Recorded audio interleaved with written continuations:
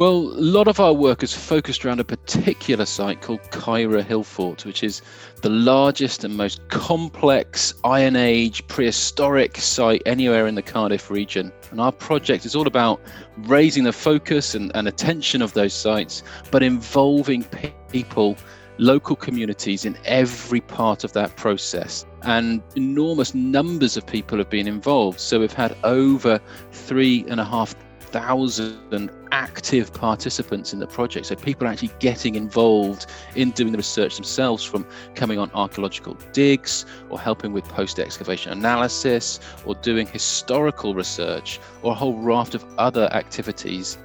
Had almost 20,000 visitors to the different events and activities we've been running, bringing people in from all over Cardiff and all over South East Wales and beyond as well, to come and see the fantastic heritage sites, but also the fantastic communities in these locations.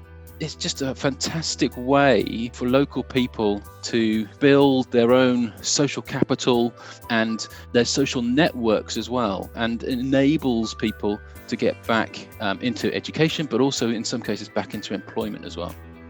In the future, we're looking to think about offshoot projects. So perhaps taking the model that we've got here at CAER and thinking, can we export that to different parts of Wales and different parts of Britain, and thinking about how the local communities themselves can really buy into the fact that their heritage is important and they can do something with it.